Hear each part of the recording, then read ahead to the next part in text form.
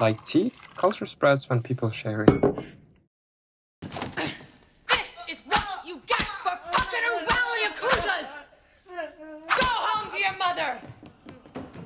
Modern Hollywood movies are filled with martial arts, characters dodging the bullets, and actors performing the fights with complex movements is not a new thing. Today, the audience expect the fights to be fast, straightforward, and engaging. However, Hollywood action movies didn't used to be like this all the time. In fact, until 1970s, all the fights used to be relying heavily on gunshots, fist fights, and heavily relying on stunts. But everything has been changed since 1970s.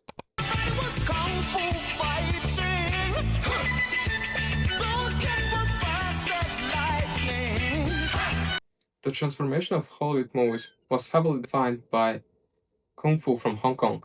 More than just introducing new fighting techniques, Kung Fu taught Hollywood movies how to design scenes, fighting, and how to train actors, and even how to tell stories.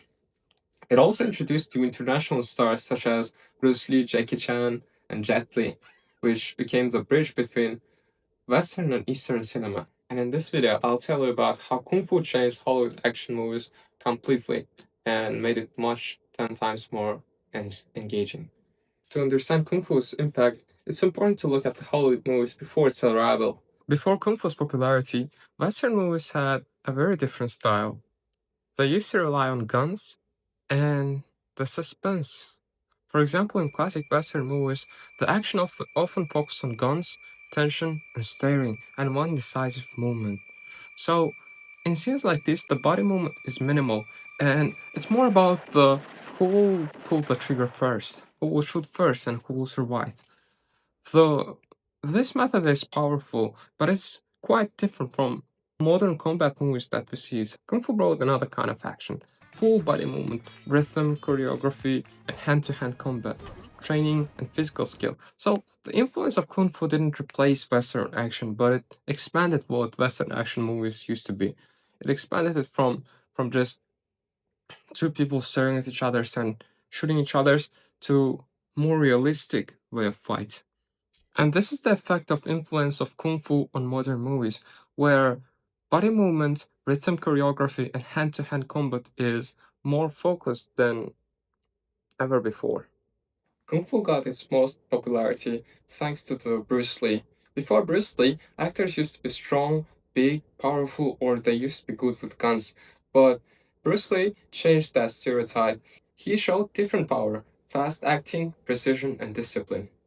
Films such as The Big Boss, Fist of Fury, and Enter the Dragon introduced Western audiences to a completely different style of action filmmaking. Bruce Lee's success proved that the martial arts movies can actually bring profits to the companies, and after his legacy, a lot of martial arts stars became expanding the genre's popularity.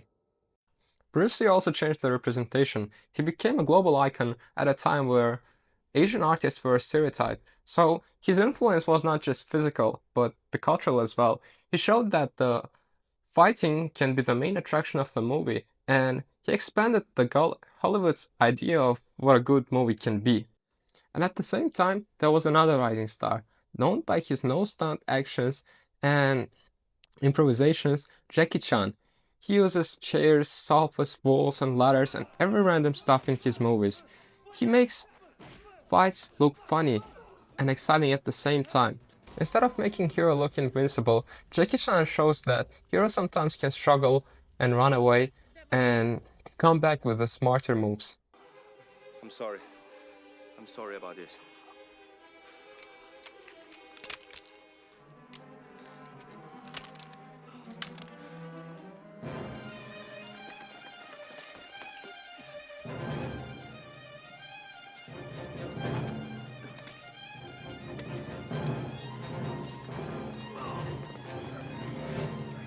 He went over.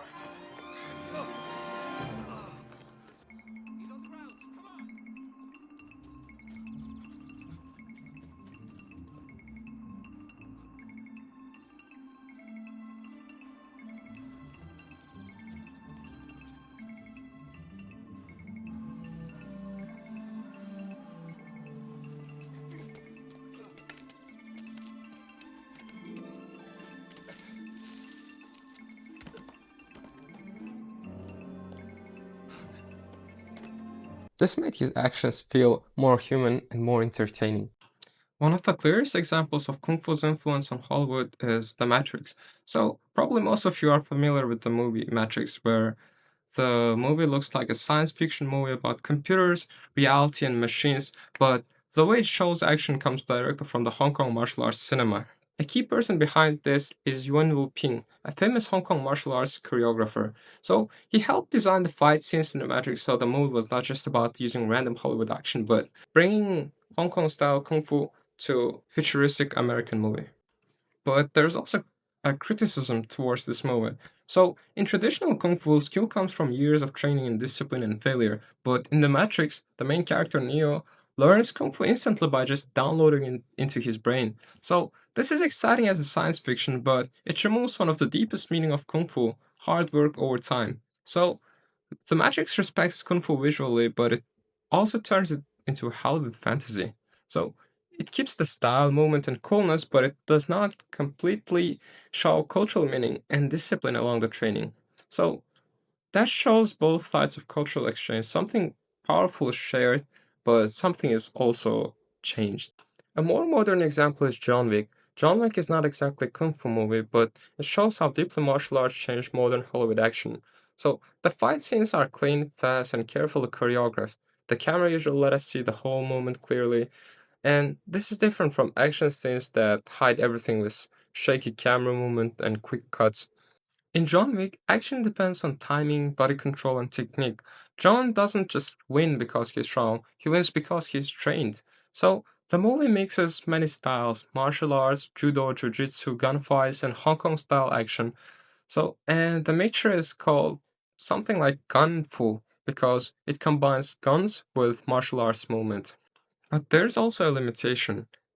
The action is impressive, but it's not very connected to culture or morality. It takes the technique of martial arts, but not always the deeper meaning. So, compared to traditional kung fu stories, John Wick is more about survival, revenge, and style. But that doesn't make it bad. It actually proves how influential martial art became.